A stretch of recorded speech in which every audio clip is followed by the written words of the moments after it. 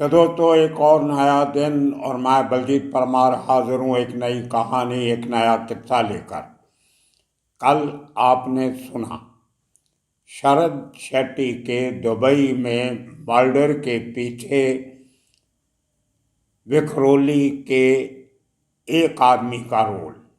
उसको हम सिंपल भाषा में ये कह सकते हैं कि विखरोली कनेक्शन, शरद शेट्टी मर्डर केस में विखरोली कनेक्शन।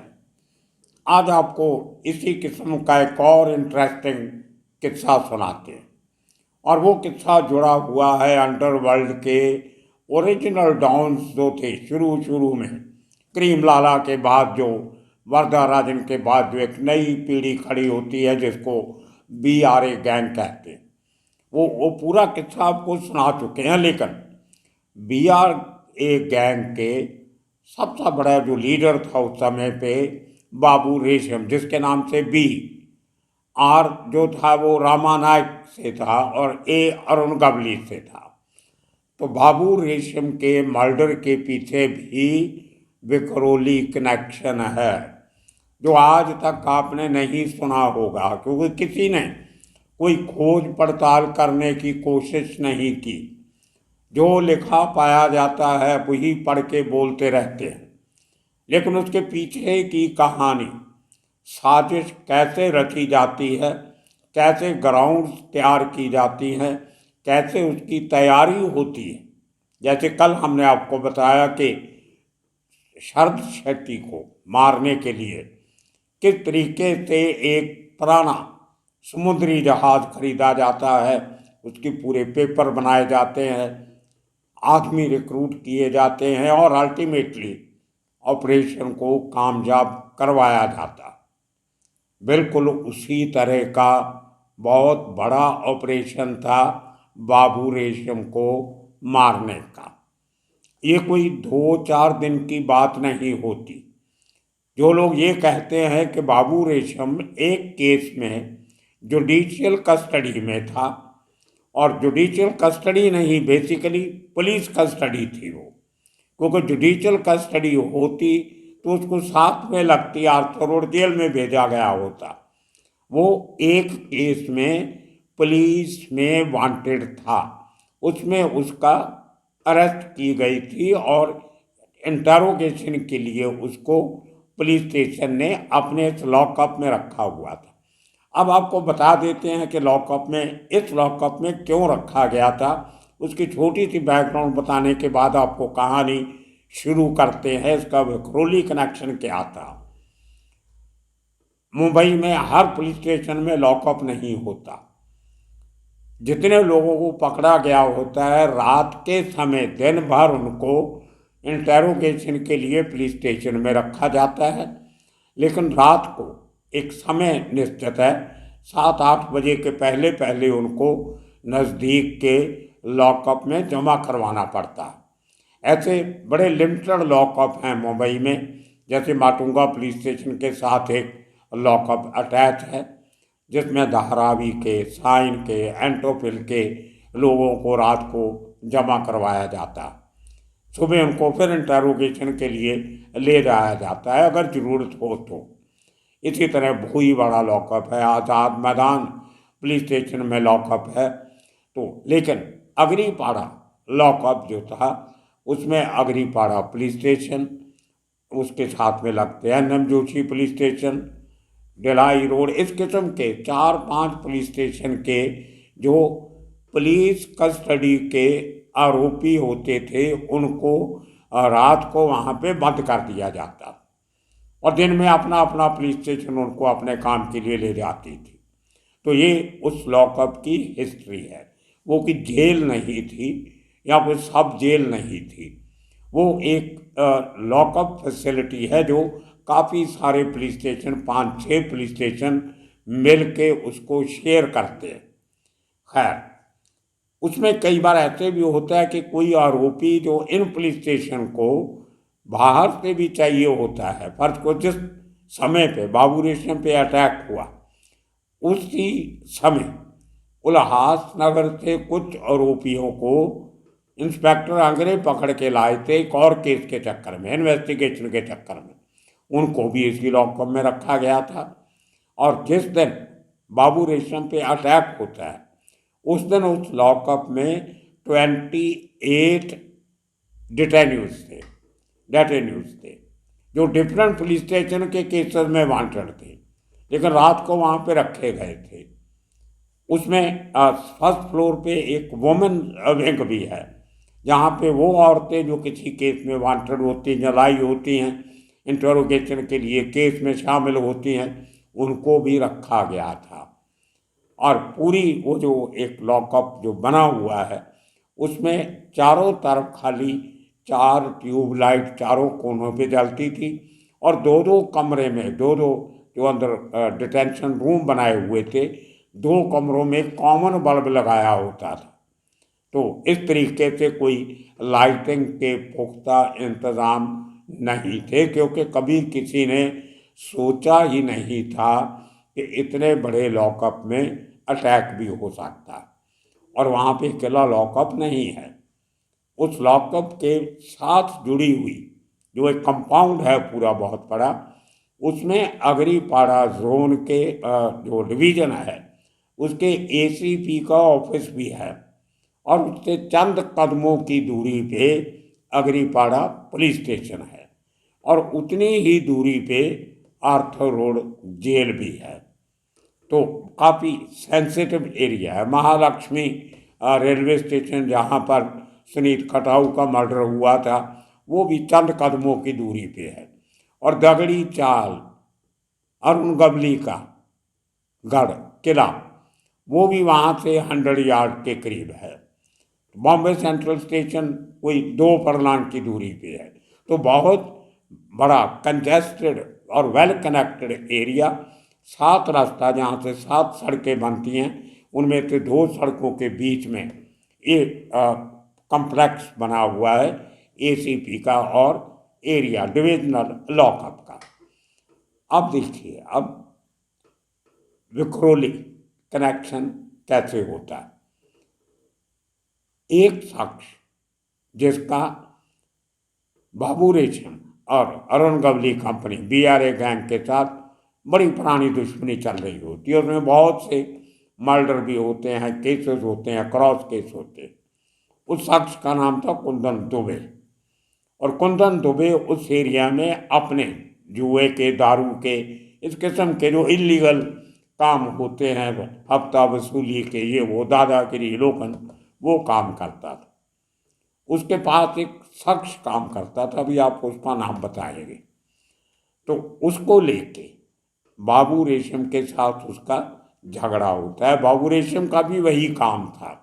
हालांकि पिछले 4-5 साल से, 1987 में जो अटैक होता है उसके पहले 5-6 साल से बाबू रेशम अपनी डॉक्स में, कैंटीन में बर्तन साफ करने का काम छोड़ के यूनियन लीडर बन गया था, और कांग्रेस पार्टी के लेबर विंग जो था, ट्रेड यूनियन विंग था, जिसको इंटक कहते थे, इंडियन नेशनल ट्रेड यूनियन ऐसा करके उसका नाम था, ऑफ द कांग्रेस, इंटक, उसका ऑफ स्पीकर भी था। और उसको खड़ा किया गया था सिर्फ इस मंसूबे से कि उसने दत्ता सामंत की जो मिल स्ट्राइक चल रही थी उसको फ्लॉप करना था, उस स्ट्राइक को तोड़ना था। खैर वो पहले आपको बता चुके हैं, लंबी चौड़ी कहानी है, उसमें नहीं जाएंगे। तो कुंदन दुबे के साथ इसका झगड़ा होता है। उसके पहले इस अटैक का जो मेन करता धरता था, मास्टरमाइंड नहीं, मास्टरमाइंड तो वाइट कॉलर जॉब वाले पीछे बैठे थे। जिस आदमी ने अटैक किया, जिसने गोलियां मारी, विजय उत्तेकर, विजय कंजारी भी कह देते हैं, और उसको विद्या भी कहते थे। अगर आप पुलिस की चार्जशीट पढ़ो, फर्स्ट इंफॉर्मेशन रिपोर्ट पढ़ो, उसमें विजय कंजारी नहीं लिखा हुआ है, विद्या लिखा हुआ है।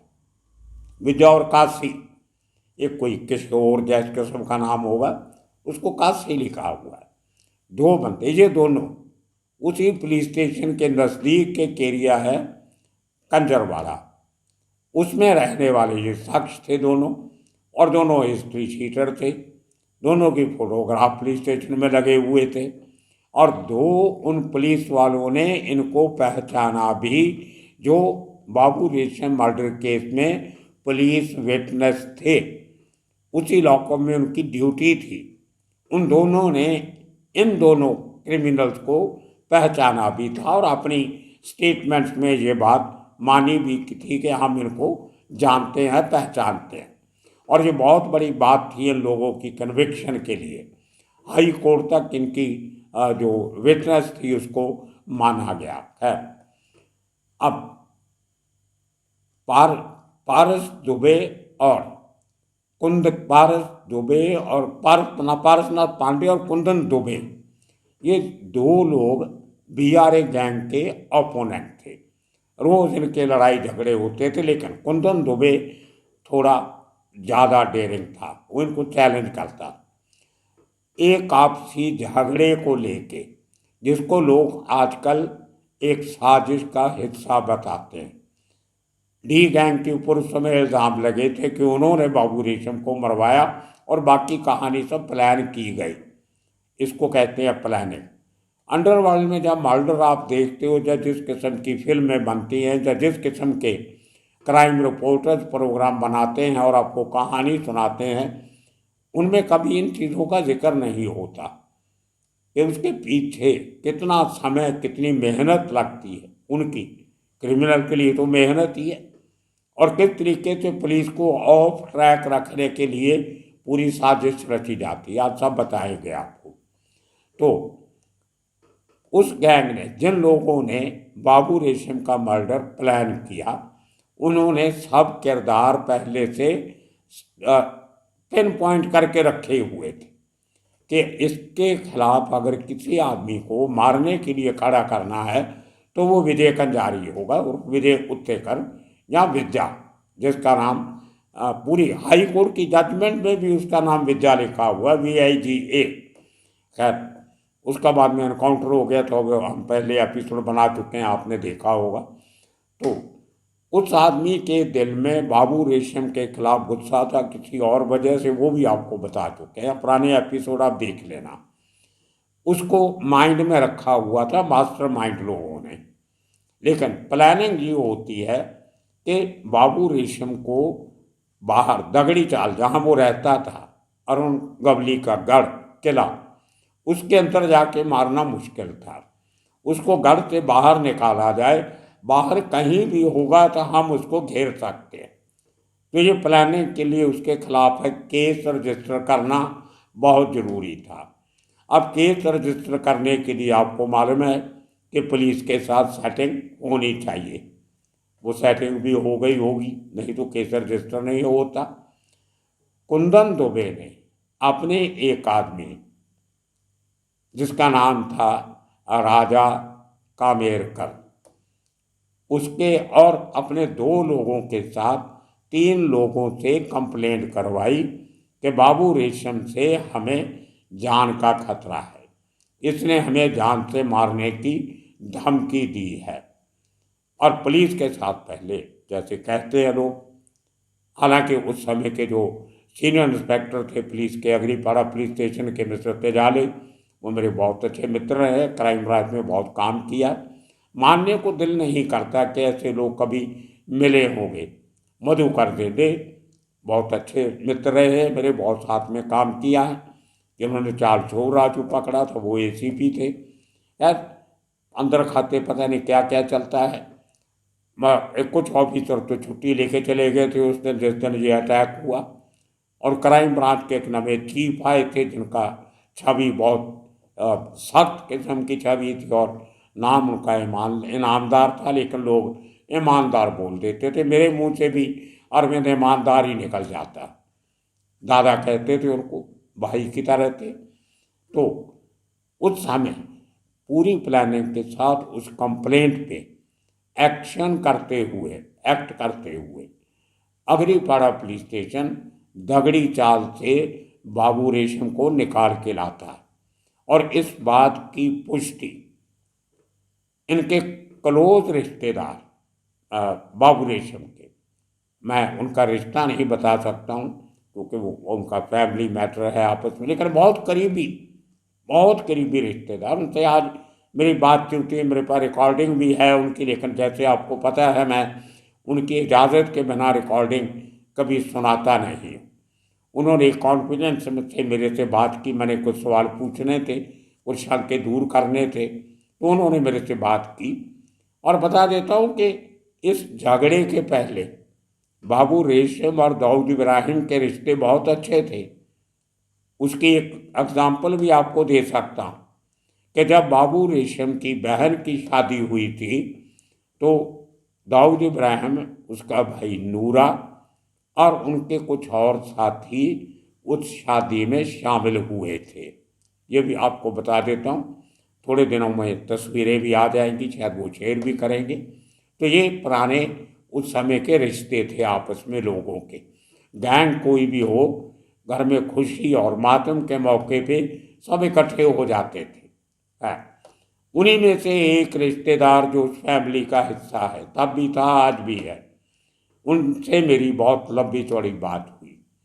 तो दगड़ी चाल में आके ऑफिसर लोग उसको पकड़ के लेके जाते हैं, कोर्ट में प्रोड्यूस किया जाता है, रिमांड लिया जाता है और रात को उसको लॉकअप में बंद कर दिया जाता है। ये 3-4 दिन सिलसिला चलता रहा और वो 3-4 दिन से प्लानिंग जो पहले से चल रही थी, इसको दगड़ी चाल से निकालेंगे, कैसे निकलेगा, कहाँ रखेंगे, कैसे इम्प्लीमेंट करेंगे, उसको फॉर्मल रूप देना शुरू कर दिया गया। 3 दिन में 12 लोगों का इंतज़ाम किया गया, उनको हथियार दिए गए। 5 लोगों के पास हथियार थे, ऐसा पुलिस ने अपनी FIR में कहा। मैंने सेशन कोर्ट की जजमेंट पढ़ी, हाई कोर्ट की जजमेंट पढ़ी, जिसमें उनकी फांसी की सज़ा को बरकरार रखा गया था। वो पूरी उसमें जो फैक्ट्स है वो सामने आते हैं। बहुत लंबी चौड़ी जजमेंट है, 3.5-4 घंटे मुझे लगे वो पूरी हाई कोर्ट का ऑर्डर पढ़ने में। उसमें क्लियर कट लिखा हुआ है कि इनके पास हैंड ग्रेनेड थे, 5 हथियार थे और पूरी तफसील से बताया गया कि कैसे हमला हुआ। लेकिन उसकी तैयारी मैं आपको बता दूँ, प्लानिंग कैसे होती। अब 12 लोगों को हायर किया गया मास्टरमाइंड की तरफ से। अब 12 लोगों में से 3 लोग उसी एरिया के थे, जैसे मैंने बताया, विजय उत्कल, उसका साथी काशी और एक और आदमी, जिनको लोकेलिटी का पूरा पता है। जब मैंने कहा वो 7 रास्ता उसको कहते हैं, 7 सड़कें वहाँ से जाती हैं, उस एरिया से निकलना कैसे है। कुछ एरियाज ऐसे हैं कि अगर आपने गलत रोड ले ली तो अगर नाकाबंदी लगी हो तो आप भाग नहीं सकते, बच नहीं सकते। वो डेड एंड भी आ जाता है, आगे जाके रेलवे लाइन आ जाती है, आप क्रॉस नहीं कर सकते। तो लोकल लोगों का होना बहुत ज़रूरी था। और फिर जगह पे पहुंचना और क्राइम करने के बाद वहाँ से सेफ्टी से भागना, उसके लिए गेट अवे व्हीकल चाहिए आपको। अब देखिए, प्लानिंग इतनी ज़बरदस्त की गई कि कोई भी प्राइवेट व्हीकल इस्तेमाल नहीं किया गया, जो पुलिस रिकॉर्ड कहता है और कोर्ट का रिकॉर्ड भी कहता है कि 10 से 12 लोग टोटल इन्वॉल्व थे। उनमें से 4 लोग पहले ही 5 मार्च 1987 5 मार्च 1987 सुबह का वक्त 3:30 बजे का। अब देखिए, सबसे पहले प्लानिंग में 3:30 बजे अर्ली मॉर्निंग का समय क्यों रखा गया। एक उन्होंने स्टडी करके देखा होगा कि जो वो समय होता है जब पुलिस स्टेशन का आधा स्टाफ सोया होता है, पुलिस स्टेशन का कहो, लॉकअप का कहो, ACP के ऑफिस का कहो, वो अर्ली मॉर्निंग में सबको नींद आती है, ये ह्यूमन नेचर है। पूरी रात काम करते रहोगे लेकिन सुबह 3-4 बजे नींद आएगी आएगी। हालांकि इन गार्ड्स की ड्यूटी 4-4 घंटे के बाद चेंज होती थी, लेकिन आप अंदाज़ा लगाओ, जिस आदमी की सुबह 2 बजे से 6 बजे तक ड्यूटी थी, वो रात के 2 बजे तक सोया हुआ था। तो उस ड्यूटी वाले ने उसको जाके जगाया कि अब तुम्हारी ड्यूटी 4 घंटे की गार्ड ड्यूटी लॉकअप में। वो आदमी आदि जब उसका सोने का टाइम है, नींद आने का टाइम है, तो आदमी 2 बजे उठता है, उसने 6 बजे तक की शिफ्ट करनी है। वो जब ड्यूटी पे आएगा भी तो आधा नींद में होता है, फुली अलर्ट नहीं होता। और अर्ली मॉर्निंग में उस नींद में आदमी के रिफ्लेक्सेस बहुत स्लो हो जाते हैं। यही कांड अगर दिन में हुआ होता तो कभी कामयाब नहीं होता था।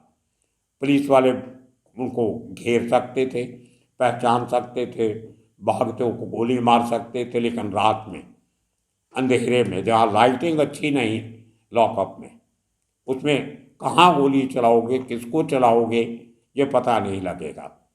और इतनी जल्दी भी नहीं हुआ। रिकॉर्ड में लिखा है कि 12 से 15 मिनट तक ये लोग लॉकअप में थे अटैक करने के समय, और 15 मिनट तक पुलिस इनको काबू नहीं कर सकी। उसका कारण ये है कि वहाँ 15 के करीब तो पुलिस वाले थे, 12 ये लोग चले गए। पुलिस वालों के पास 3 बड़ी वो 303 की पुरानी गन होती थी, बड़ी बड़ी, उसका निशाना लेने में 2 मिनट लग जाते हैं। लेकिन इनके पास रिवॉल्वर थे और हैंड ग्रेनेड थे काफ़ी सारे, जो बहुत चलाए गए। बम जिनको कह देते हैं, देसी बनाए हुए। वो आदमी भी पकड़ा गया बाद में जिसने इनको बम बना के दिए थे। तो अंधाधुंध उन्होंने बम चलाए। अब देखिए पहुँचे कैसे। 4 लोग वहाँ पे पहले भेजे थे जो चारों तरफ बिल्डिंग के बैठ गए मूवमेंट देखने के लिए कि अंदर की मूवमेंट क्या है बाहर से। कोई स्पेशल डीसीपी का राउंड अप तो नहीं है, कोई दौरा तो नहीं है, या पुलिस की ज़्यादा मूवमेंट तो नहीं है। और बाकी के 8 लोग बॉम्बे सेंट्रल स्टेशन से बाहर निकलते हैं। पहले कहीं अंदर गए होंगे, बैठे होंगे समय पे, क्योंकि रात को बॉम्बे सेंट्रल स्टेशन पे पूरी रात गाड़ियाँ आती हैं बाहर से, अंदर कैंटीन भी हैं, स्टेशन के बाहर भी पूरी रात आपको खाने पीने का, चाय का सामान मिलता है। तो वहाँ पे वो बैठे थे और समय पे 2:30 बजे रात के वो 2 टैक्सियाँ किराए पे लेते हैं। काली पीली टैक्सी मुंबई की मशहूर है। 4 आदमी एक टैक्सी में बैठते हैं, 4 दूसरे में बैठते हैं, और टैक्सी वाले को बोलते हैं कि हमें चौपाटी पे जाना है, गीरगाम चौपाटी, समुद्र का किनारा, टूरिस्ट प्लेस। तो वहाँ से बॉम्बे सेंट्रल से नाना चौक होते हुए वो लोग चौपाटी जाते हैं। चौपाटी से 3 बत्ती नाका, 3 बत्ती नाका तक टैक्सी वालों को ले जाते हैं, जो बिल्कुल दूसरी तरफ है। अगरीपाड़ा लॉकअप जहाँ अटैक होता है वो दूसरी साइड में है, और ये लोग उस टैक्सियों को वीआईपी एरिया में ले जाते हैं जहाँ मुंबई का गवर्नर हाउस है। उसके साथ गामदेवी पुलिस स्टेशन लगा करता था पहले, अभी मालाबार रेल पुलिस स्टेशन भी हो गया। आधे मंत्रियों के बगले वहाँ पे है, गवर्नर हाउस है, बहुत अमीर लोग रहते हैं, पॉश एरिया। और वहाँ से उन दोनों टैक्सियों को रास्ता बताते हुए वो मणि भवन की गली में ले जाते। वो मणि भवन जहाँ पे महात्मा गांधी की यादगार बनी हुई। मुंबई में जब महात्मा गांधी रहते थे तो उसी घर में रहते थे, तो बहुत बड़ा पवित्र स्थान माना जाता है, टूरिस्ट अट्रैक्शन भी है। और वो टैक्सी वालों को बोलते रहे कि हम तो महात्मा गांधी जी की यादगार देखने आए। अब टैक्सी वालों के दिमाग में नहीं आया कि आधी रात को इनको महात्मा गांधी की शांति के दूत की याद क्यों आ रही है। और वहाँ पे आके वो खाली लेन होती है रात को, छोटी सी गली है, और वहाँ से टैक्सी वालों को रिवॉल्वर दिखा के, चाकू दिखा के बाहर निकाल दिया जाता है, और दोनों की गाड़ियाँ खुद चला के ये लोग 3:30 बजे के करीब पहुँच जाते हैं अगरीपाड़ा लॉकअप। अब टैक्सी वालों की गाड़ियाँ गई, वो क्या करें। उन्होंने सोच साच के इधर उधर बात करके अंधेरे में किसको पूछे, तो उनको पता चला कि गामदेवी पुलिस स्टेशन नज़दीक ही है। तो गामदेवी पुलिस स्टेशन चले जाते हैं। पुलिस स्टेशन ढूंढने में उनको 1 घंटा लग जाता है, लेकिन जब पहुंचते हैं कंप्लेंट लिखाने में और समय लगता है। पुलिस वाले पहले तो 50 उनकी बात पे यकीन नहीं करते कि यहाँ ऐसा हमारे एरिया में तो कभी इंसिडेंट हुआ नहीं कि किसी की टैक्सी छीन गई हो। और उसके बाद वो आदमी अगरीपाड़ा पहुँच के पहले अपने 4 साथियों से ब्रीफिंग लेके घुस जाते हैं अंदर, हैंड ग्रेनेड फेंकने शुरू, जो सामने आया उसके ऊपर गोली चलाना शुरू। हालांकि पुलिस वालों को मारने का इरादा नहीं था, खाली 2 पुलिस वालों ने उनको रोकने की कोशिश की, एक सेंट्री गार्ड ड्यूटी वाला और दूसरा जिसके पास लॉकअप की चाबियाँ थी। उन दोनों को गोलियां मारी गई। उनमें जो लॉकअप वाला सेंट्री था वो अहीरे, कांस्टेबल अहीरे, वो बुरी तरह इंजर्ड होता है और काफ़ी दिन हॉस्पिटल में इलाज के बाद उसकी डेथ हो जाती है। दूसरा कांस्टेबल सावंत, वो 24 दिन हॉस्पिटल में दाखिल रहता है, लेकिन अच्छी बात है कि उसकी जान बच गई। उसके साथ एक और हवलदार इंजर्ड होता है जिसके पास दूसरा गन थी, लेकिन ये दोनों हवलदार जो बच गए, इनकी गवाही बहुत मायने रखती इस केस की ट्रायल में। अंदर पहुंच के ये लोग अपना काम करके और उसमें ये भी लिखा हुआ रिपोर्ट में, हाई कोर्ट की जजमेंट में, कि लॉकअप में जाके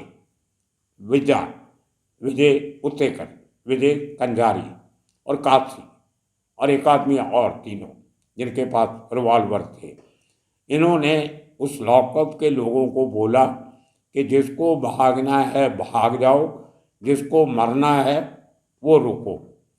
तो उस लॉकअप पे जो 1 नंबर कमरे में बाबू रेशम था, 2 नंबर जो कॉमन बल्ब वाले 2 कैबिन थी, उसमें एक आदमी 3 आदमी बाबू रेशम के कैबिन में, 3 बात, तो चारों आदमी भाग जाते हैं, 3 एक कैबिन के और बाबू रेशम के सेल से एक आदमी, एक बच जाता है जो जिसको भागने का मौका नहीं मिलता। तो 4 कैदी जो एक साथ से कैदी थे, डेटिन्यू थे, जो अंडर अभी उनके इंटरोगेशन चल रही थी, वो भाग जाते हैं जान बचा। उसके बाद फिर बाबू रेशम को मारा जाता है। वो किस्सा आपने सुना कि रमेश ऐसा करो, ऐसा करूँ ना का, ऐसा करूँ ना का, ऐसा मत करो, वो आखिरी डायलॉग जो इन लोगों ने सुने, लोगों ने और बताया। लेकिन कुछ ही समय के बाद जब हफड़ा दफड़ी मचती है, उसके पहले एक बात और आपको बता दूँ, 4 आदमी पहले आए थे, उन लोगों ने साथ में टेलीफोन, वो जो खंबा था एक टेलीफोन का, तभी ओवरहेड कनेक्शन हुआ करते थे टेलीफोन के, अंडरग्राउंड कनेक्शन उस एरिया में नहीं थे। तो पुलिस स्टेशन की जो अग्निपाड़ा एसीपी का ऑफिस और लॉकअप का जो जो टेलीफोन था, उसकी तारें काट दी थी उन्होंने, ताकि यहाँ से टेलीफोन नहीं किया जा सके। इसकी प्लानिंग भी पहले की गई और बाद में वो चारों आदमी पूरे ऑपरेशन खत्म होने के साथ इमीडिएटली गुल हो जाते हैं। जैसे पैदल आए थे वैसे ही पैदल चले जाते हैं।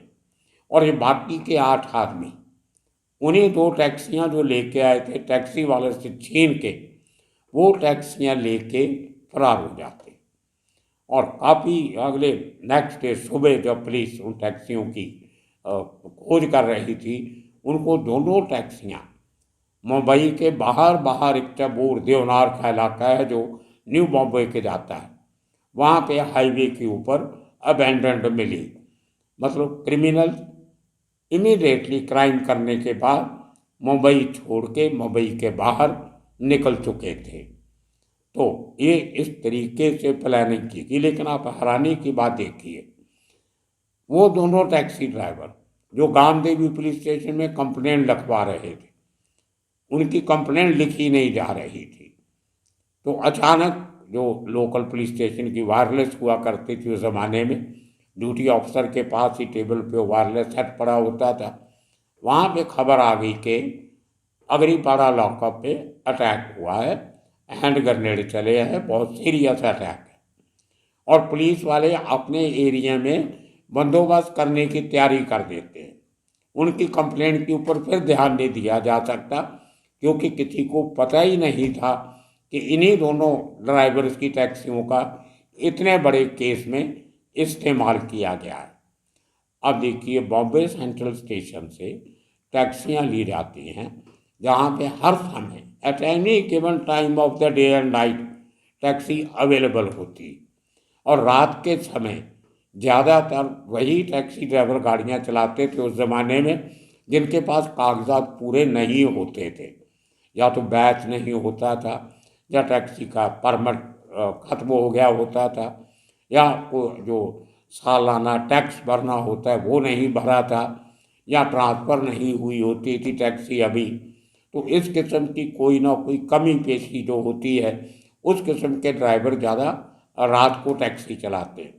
तो कई बार अगर टैक्सी इधर उधर हो भी जाए तो वो कंप्लेंट नहीं करते, वो अपने मालिक को बोलते हैं कि ऐसे ऐसे टैक्सी गई। जब तक मालिक अपने कागज पत्र लेके जो भी होगा आता है, तो तब तक कोई ना कोई काट करके क्रिमिनल कहीं की कहीं चले जाते हैं। शायद इसी वजह से इनकी भी डिले हुई होगी। लेकिन आपको इस बात की हैरानी होगी कि जब ट्रायल कोर्ट में, सेशन कोर्ट में ये केस चलता है, तो इन दोनों टैक्सी ड्राइवर को विटनेस नहीं बनाया गया। इसकी अभी तक समझ नहीं आती। हाई कोर्ट ने अपने ऑर्डर में लिखा है कि trial court erred in judgment, और पुलिस के ऊपर भी सवाल उठाए कि उन्होंने इन टैक्सी ड्राइवर्स को विटनेस क्यों नहीं बनाया, क्योंकि क्राइम होने के पहले, सबसे पहले इन 8 लोगों को अगर किसी ने देखा था तो ये टैक्सी ड्राइवर्स ने देखा था। तो they were the most reliable witnesses, उनकी टैक्सियाँ चोरी हुई। लेकिन अल्टीमेटली हाई कोर्ट में उन लोगों को पेश किया गया और उन्होंने अपना जो बयान था वो दिया। अब देखो, वो शख्स विक्रोली करेक्शन, आखिर में आपको बता दें, वो कंप्लेंट करने वाला आदमी राजा कामेरकर, इस घटना के बाद वह ढिलाई रोड इलाका जो उसी एरिया में है, उसी दगड़ी चाल वो 7 रास्ता के पास पास, वहाँ से एरिया छोड़ के अपनी जान बचाने के लिए वो विक्रोली पहुँच जाता है। टैगोर नगर में एक छोटा सा घर किराए पे लेता, नाम भी बदल लेता है। यहाँ पे उसका नाम थोड़ा डिफरेंट था अग्रीपाड़ा एरिया में, जिस नाम से कंप्लेंट करवाई गई थी। विक्रोली जाके अपना नाम राजा रख लेता है, पहला नाम चेंज करके कामेरकर बन के वहाँ पे। अब और कोई काम आता नहीं, क्या करेगा, उसने जुए का धंधा शुरू कर लिया। कैरम टेबल लगा लिए, 3 पत्ती लगा ली, और जो गेम्स होती हैं जुए की, साथ में चोरी छिपे शराब भी पिलाता होगा। वही काम जो कुंदन दुबे वहाँ करता था, जिसको जो सब संभालता था, वही काम इसने विक्रोली के टैगोर नगर में करना शुरू कर दिया और अच्छा काम चल रहा था। अब इस बात की खबर किसी तरह दगड़ी चाल पहुंचती है। अरुण गवली तो वैसे ही बहुत गुस्से में था, उसका एक तरह से भाई को मारा गया इतनी बेरहमी से। वो तो हर उस आदमी को ढूंढ रहा था जिसका कोई ना कोई हाथ उसके पीछे हो, और बड़े लोगों तक हाथ पहुंच नहीं रहा था। तो कोशिश यही थी कि मारने वालों में से जो मिल जाए उसको मारें, या जिन लोगों ने इस साजिश के पीछे थे उनको मारा जाए। अब अरुण गवली ने, उसको खबर मिलती है कि इस आदमी से मिलता जुलता आदमी, कंप्लेनेंट जो शिकायत करता था, वो विक्रोली के टैगोर नगर में रह रहा है और वहाँ जुए का अड्डा चला रहा है। और तब तक ये आदमी काफ़ी सेट हो चुका था, आके अपना कुछ होल्ड बना लिया तो उस एरिया में। और अरुण गवली ने संजय राणे को हायर किया, जो एक पहली स्टोरी जो विक्रोली की हमने शुरू की थी। संजय राणे को सोफिस्टिकेटेड वेपन दिया, उसके साथ लड़के तैयार करके दिए, और संजय राणे के हाथों राजा कामेरकर का मर्डर करवाया विक्रोली के टैगोर नगर में। बदला ले लिया बाबू रेशम का, उस शिकायतकर्ता को मार के, जिसकी वजह से बाबू रेशम को लॉकअप में जाना पड़ा और लॉकअप में उसकी हत्या हो गई। तो दोस्तों, इस तरीके से अंडरवर्ल्ड की प्लानिंग चलती है। देखने में बड़ा आसान लगता है कि 4 लोग आए, गोलियां मार के किसी को मार गए, उसके बाद पुलिस आती है, विसल मारती, सायरन बजाती और लाश को उठा के ले जाती है, मामला खत्म। ऐसे नहीं होता। आने वाले दिनों में विक्रोली करेक्शन के और बहुत इंटरेस्टिंग किस्से हैं, एक एक करके आपको सब सुनाएंगे। जुड़े रहिए हमारे साथ और चैनल को सब्सक्राइब करना मत भूलिए। मुझे मालूम है आप आईपीएल में बहुत व्यस्त हो आजकल। जब हमारी वीडियो आती है तो उधर आईपीएल चल रहा होता है, वो भी आपको अच्छा लगता है। वहाँ से जुआ भी बहुत चलता है, 4 पैसे भी लोग कमा लेते हैं। और वैसे भी ड्रामेबाजी बहुत हो रही है आजकल आईपीएल में। विराट कोहली और गौतम गंभीर का झगड़ा भी आपने देख लिया होगा। अमिताभ बच्चन और शशि कपूर का झगड़े जैसा लगता है। तो देखते रहिए, लेकिन इस चैनल को भी साथ के साथ सब्सक्राइब कीजिए, शेयर कीजिए, लाइक कीजिए। आने वाले दिनों में इसी किस्म के और कितने कहानियाँ लेके फिर हाजिर होंगे। तब तक के लिए आप सबका बहुत बहुत शुक्रिया, धन्यवाद।